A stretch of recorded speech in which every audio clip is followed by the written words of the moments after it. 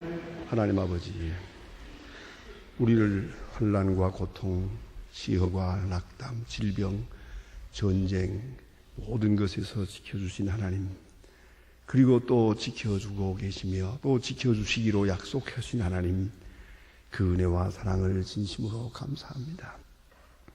우리가 그렇게 소중히 여겼던 물질은 믿을 것이 못됨을 알고 있습니다. 우리가 그렇게 중요하게 여기는 건강도 내 힘으로 지킬 것이 못되는 것을 알고 있습니다. 이 세상 모든 것이 안개와 같이 지나가고 있사온데 무엇을 의지할 수 있사오리까? 아버지 하나님, 이 세대는 가고 새 세대는 오고 있습니다. 오늘 우리가 이 시점에서 생각해야 될 것이 무엇이며 또 무엇을 버려야 할 것입니까? 아직도 버려야 할 것이시면 더 버리게 하시고 끊어야 할 것이 있으면 깨끗이 끊게 하여 주시옵소서. 하나님, 환난을 통해 역사하시고 전쟁을 통해서 주의 뜻을 나타내시기도 하시며 모든 시련을 통하여 주의 사람들을 부르시는 주님의 능력을 믿사오니 주여 이 시간 그 크신 뜻을 바로 헤아리게 하여 주시옵소서. 내가 처한 처지를 하나님이 내게 향하신 뜻으로 알고 여기에 사명이 있고 여기에 축복이 있고 약속이 있음을 믿고 조용히 묵묵히 주의 뜻을 기다리는 온유와 겸손과 참 믿음을 허락해 주시옵소서. 주여 우리에게 은총을 더하사 주님의 거룩하신 마음을 따라 행하게 하시고 주님만을 사랑하는 중에 주님을 알고 주님만을 사랑하는 중에 참 위로를 받고 주님만을 사랑함으로 해서 주의 생명력이 오늘도 나와 함께함을 간증하며 기뻐하며 찬송하며 하루를 살게 하여 주시옵소서. 주여, 주는 이 시간 말씀해 주시옵소서. 이 말씀을 나에게 주시는 응답으로 받게 하시고 이 말씀을 따라 이 말씀이 인도하는 대로 이 말씀의 생명력대로 오늘을 승리하게 하여 주시옵소서. 결코 허망한 생각에 빠지지 않게 하시고 잠시도 교만해지지 않게 하시고 잠시도 미움을 받아도 사랑하게 하시고 어떤 고난 중에도 찬송할 수 있게 큰 은혜를 더해 주시기를 기도하옵나이다. 아버지 하나님, 오늘도 하나님의 말씀을 바로 듣고 또 바로 전할 수 있게 하시며 이 말씀이 땅 끝까지 전해지게 하사 이 말씀을 듣는 모든 사람들 다 주께로 도와오게 해 주시옵소서. 병중에 있는 자가 말씀을 들으며 치유함을 받게 하시고 시험을 당한 자가 이 말씀과 함께 새로운 용기를 얻게 하시고 어두움의 권세에 지금 미혹되고 있는 분들이 이 말씀과 함께 밝은 빛을 향할 수 있게 하여 주시옵소서. 주여, 주께서 크고 놀라운 능력, 그 권세를 더해 주시옵소서. 교회된 사명을 다하게 하시고 화평한 교회, 하나된 교회, 선교하는 교회, 그리고 이름 없이 빛 없이 님 기뻐하시는 일을 하는 거룩한 교회 되게 하여 주시며 기도응답을 받는 교회가 되고 치유함을 받는 교회가 되게 하사 사드는 모든 심령들이 은혜 안에 충만하게 하옵소. 특별히 처음 믿는 분들 그 마음속에 큰 믿음을 주시사 주께 큰 영광 돌리게 하여 주시옵소서. 자비하신 주여, 오늘도 함께 하소서. 이 나라를 돌보시고 대통령에게 지혜와 건강과 총명과 바른 판단력을 주시옵소서. 인간적인 것, 인간적인 성원과 후원 다 잊어버리고 하나님 앞에 겸손히 기도하며 계시의 영을 따라 이 민족을 다스릴 수 있게 하고 교육, 정치, 그리고 문화, 그리고 많은 기업들, 그 모든 지도자들에게 오늘도 밝은 총명과 믿음을 주시옵기를 바랍니다. 요소에 세워주신 주님의 일꾼들이 있습니다. 주님의 귀한 자녀들 오늘도 그 역할을 다 할 수 있게 도와주셔서 소금과 빛의 삶을 충실히 감당할 수 있게 도와주시옵소서.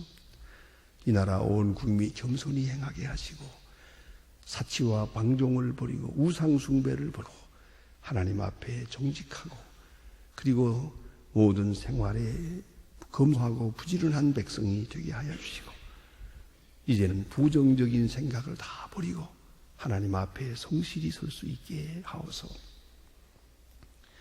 주여 저 북녘 땅의 은총을 더하시고 가난과 질병과 억압에서 속히 건져주시길 바라며 지하에서 울부짖는 성도들의 기도, 강진노동 수용소에서 하나님 앞에 간절히 기도하는 눈물 흘린 성도들의 기도를 들어주시옵소서.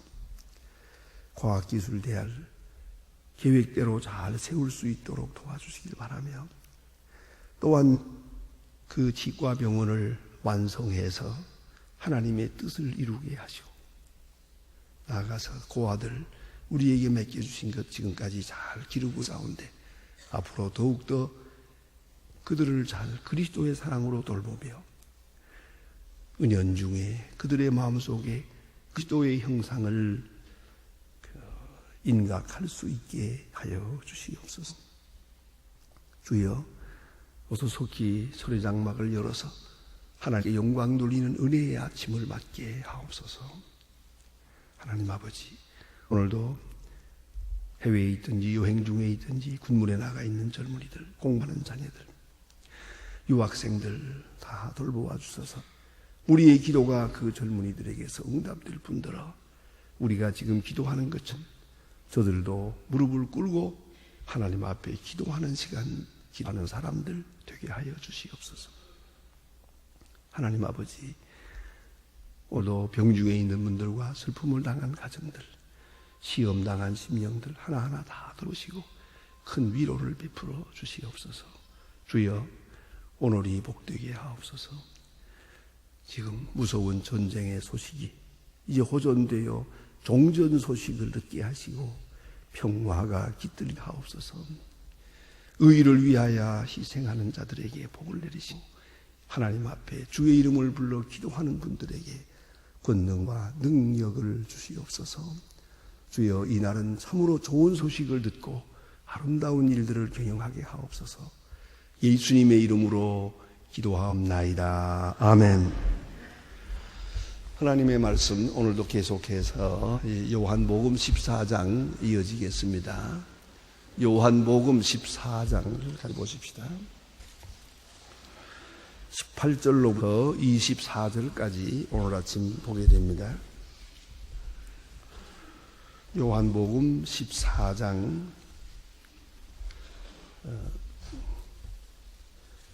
18절로부터 24절까지 봉독해 드리겠습니다. 지금 찾으신 대로 저와 같이 24절까지 봉독하게 되겠습니다. 하늘가 너희를 고아와 같이 버려두지 아니하고 너희로 오리라. 조금 있으면 세상은 다시 나를 보지 못할 터이로되 너희는 나를 보리니 이는 내가 살았고 너희도 살겠음이라. 그날에는 내가 아버지 안에 내가 너희 안에 내가 너희 안에 있는 것을 너희가 알리라. 너희가 계명을 가지고 지키는 자라. 나를 사랑하는 자니 나를 사랑하는 자는 내 아버지의 사랑을 받을 것이요 나도 그를 사랑하며 그에게 나타내리라. 가롯 아닌 유다가 말하되 주여 어찌하여 우리에게 나타내시고 세상에는 아니하려 하시나이까. 예수께서 대답하시되 가라. 나의 사람이 나 사랑하면 내 말을 지키리니 내 아버지께서 저를 사랑하실 것이요 우리가 저에게 와서 저와 저에게 함께 하리라. 나를 사랑하지 아니하는 자는 내 말을 지키지 아니하나니 저는 듣는 자를 내가 나를 보내신 아버지의 말씀이니라. 아멘. 예수님께서 십자가 지시기 바로 몇 시간 전에 마치 유언과도 같은 귀한 말씀을 하고 계십니다. 13장으로부터 시작해서 지금 계속해서 말씀하시는 중에 특별히 곧 떠나야 될 사람, 곧 떠나야 될, 곧 헤어져야 될 사람을 해놓고 지금 말씀하고 계시는 겁니다. 제자들은 몹시 두려워하고 있습니다. 그것은 앞에 있는 것에 대한 확실한 믿음이 있기 때문입니다.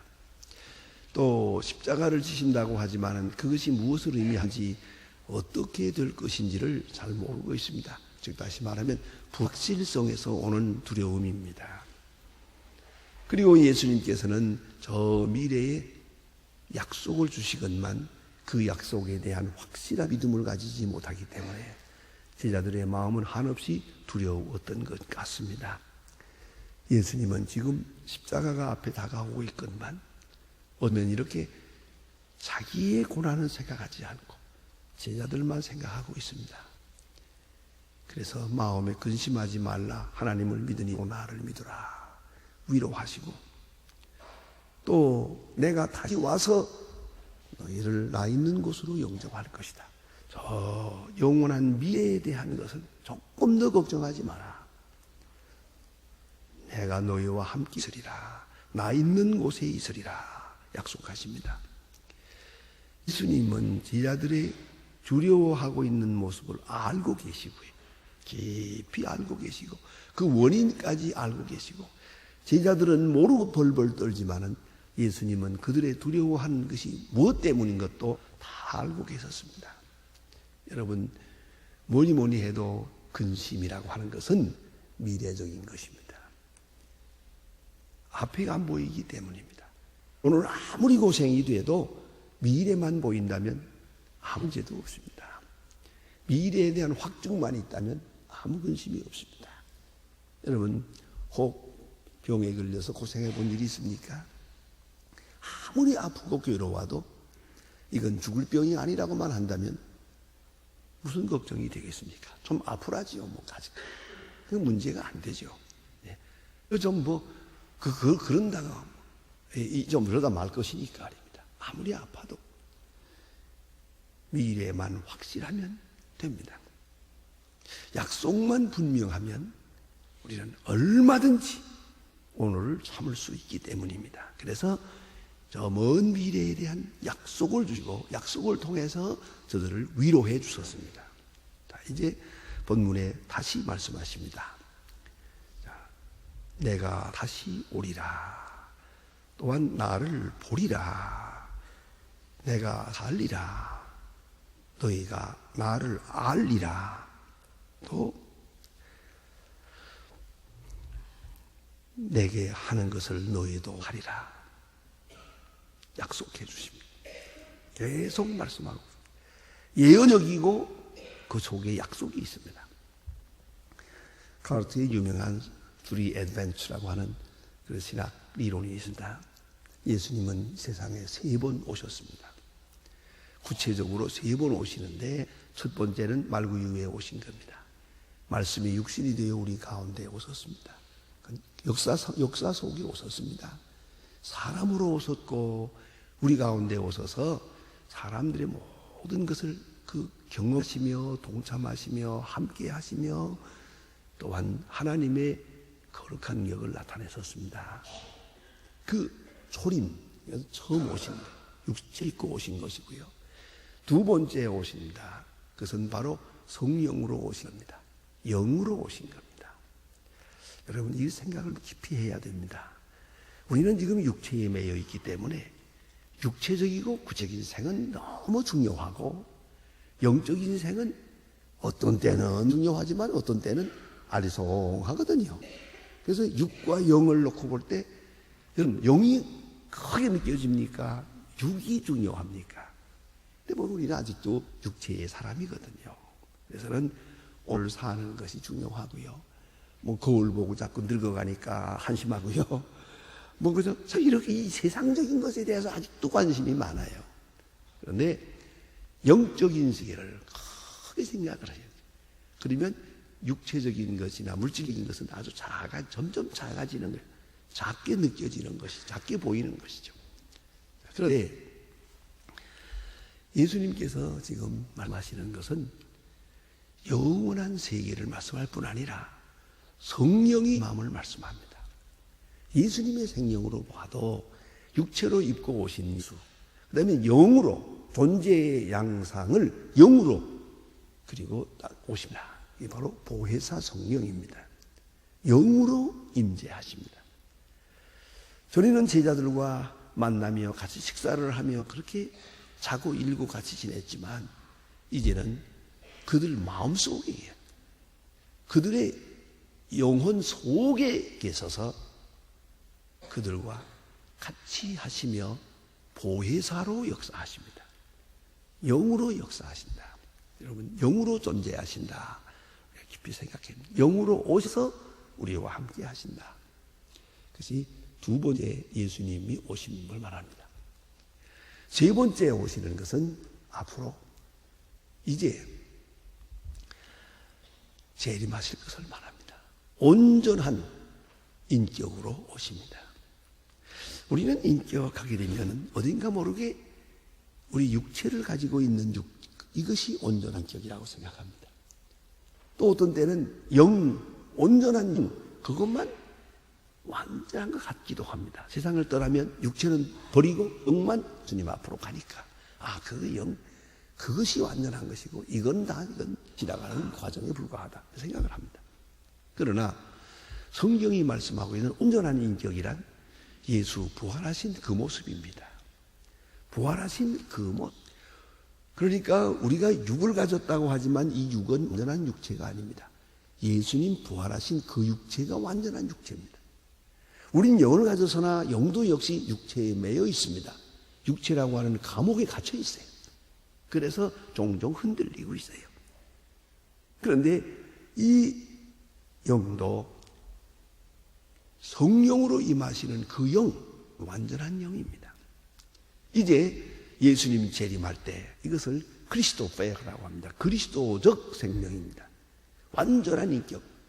우리가 이 세상 끝에 부활한 다음에 주님 앞에 갔을 때는 지금 현재 주님이 온전한 몸, 온전한 영을 가지시고 있는 온전한 인격으로 존재하시는 그와 같은 몸으로 변화될 겁니다.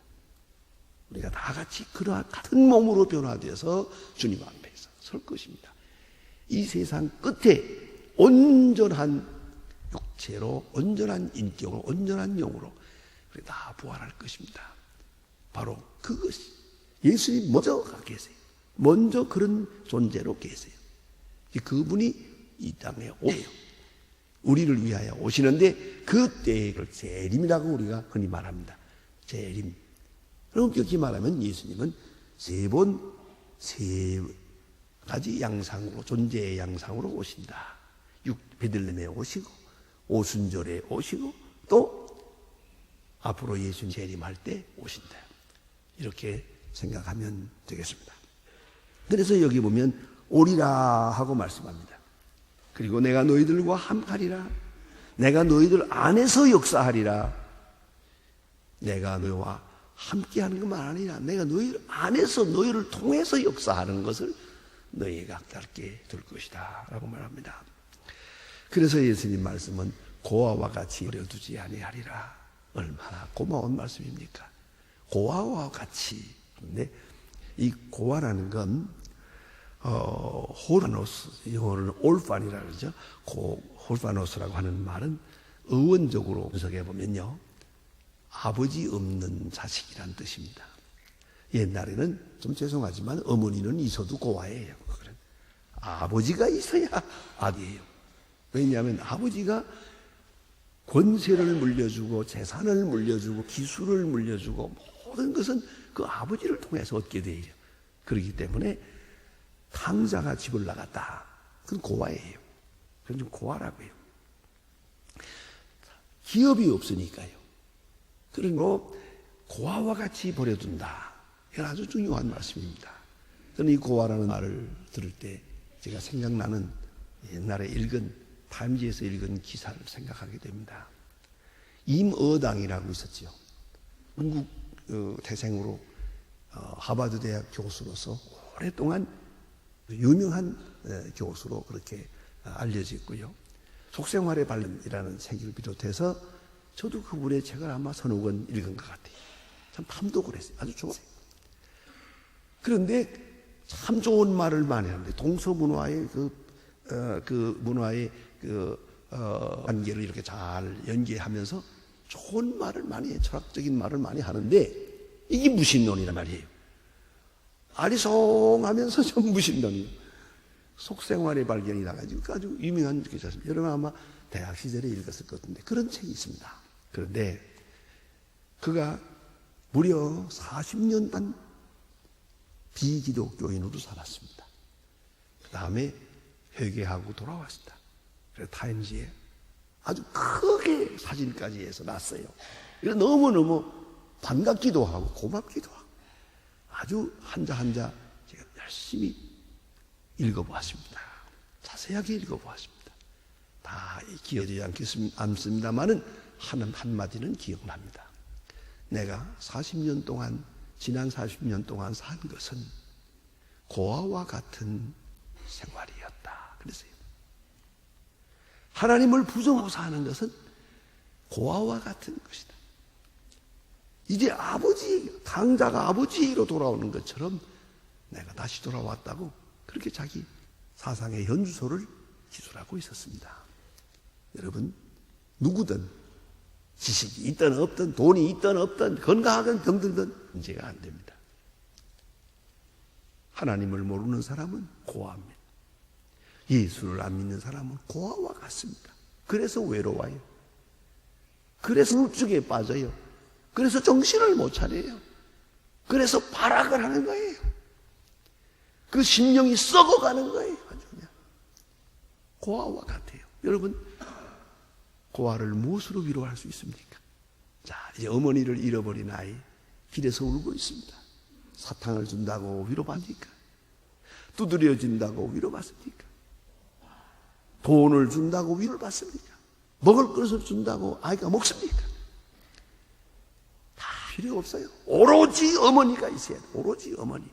이건 어머니 외에는 아무것도 소용이 없어요. 그와 같이 말입니다. 고아에게는 아버지가 필요해요.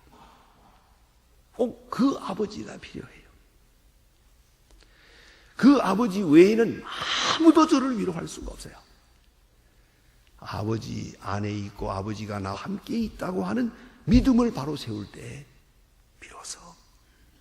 비로소 정상적인 사람이 되는 거예요.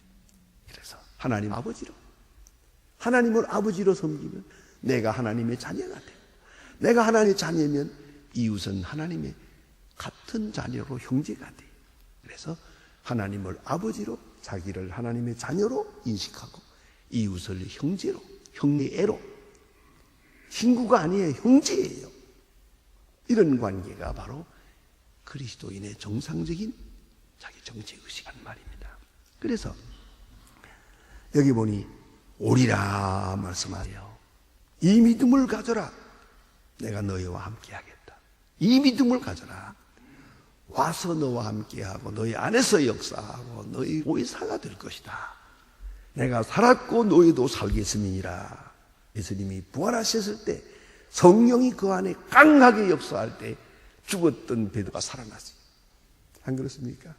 예수를 3번이나 모른다고 하고 도망가던 이 비참한 이 형편없는 베드로가 이제 살아났어요. 담대하게. 그가 핍박을 받을 때, 그가 매를 맞고 고난당할 때 하나님 앞에서 너의 말을 듣는 것이 옳으냐, 하나님의 말씀을 듣는 것이 옳으냐, 너희가 판하라. 얼마나 참 대담합니까? 얼마나 참 굉장합니까? 그런 용기의 사람이 되었어요. 내가 살겠고 너희가 살겠음이니라. 다시 살아나게 될 것이다. 이렇게 말씀하십니다. 그리고 그가 미문에 앉아있는 안전뱅이를 일으킬 때 모든 사람이 그를 위대하다고 우러러보고 있을 때 베드로가 뭐라고 합니까? 내가 내 경건이 이 사람을 살린 것처럼 왜 나를 쳐다보느냐? 내가 아니다. 이건 내 능력도 아니고 내 지혜도 아니다. 전 내 경건도 아니다. 부활하신 예수가 여기 나타난 것이다. 부활하신 예수의 생명력이 나를 통해서 내 안에서 역사하는 것이다. 베드로의 간증이었어요. 얼마나 참 놀라운 얘기입니까? 그래서 예수님 다시 문을 좀 더 계속 읽어보면 28절에 가면 이런 말을 해요. 내가 갔다가 너희에게 온다 하는 말을 너희가 들었나니 나를 사랑하였다면 내가 나의 아버지로 감을 기뻐하였으리로다. 이 사실을 확실히 믿으면 내가 아버지로 가는 것, 지금 십자가 지는 것 기뻐하였으리라. 슬퍼해야 할 시간에 기뻐하고 고난을 느껴야 할 시간에 영광을 느끼는 기뻐하였으리라. 것이 믿음이요. 그것이 확실한 사랑이에요. 그래서 내가 살았고 너희도 살 것이다. 너희가 또 살만 아니라 알리라.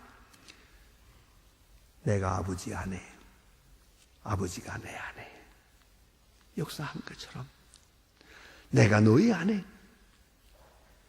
너희 안에서 역사하는 것을 너희가 알게 될 것이다. 또 그뿐만 아니라 내가 내 자신을 너희들에게 나타내리라 그러세요. 계시를 말하는 것이 계시의 영을 줄 것이다. 여러분, 다 우리 인간의 지혜로 하는 것 같아도요, 중요한 때마다 계시의 영이 나타납니다. 하나님의 사람에게는 계시의 영이 나타납니다.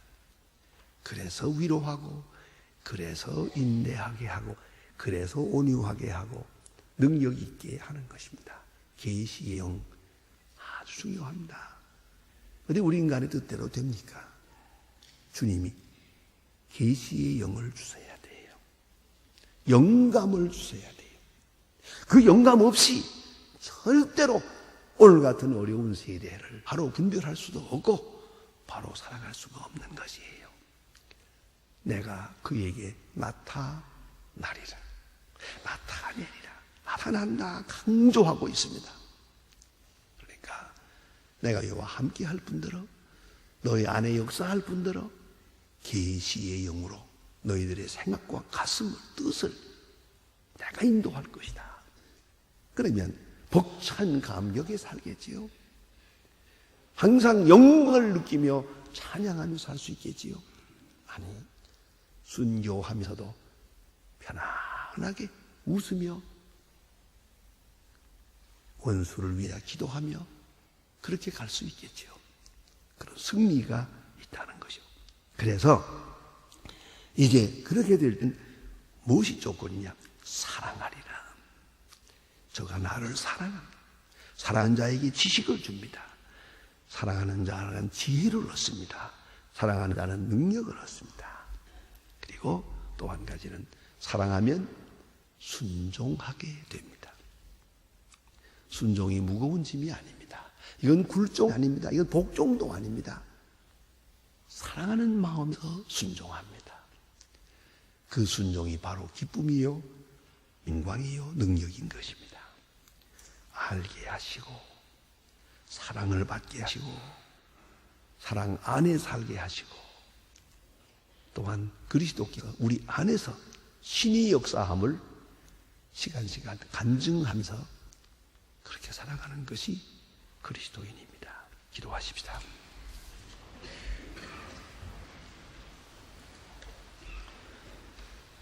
하늘에 계신 우리 아버지시여, 이름이 거룩히 여김을 받으시오며 나의 마음속 뜻이 하늘에서 이룬 것 같이 땅에서도 이루어지이다.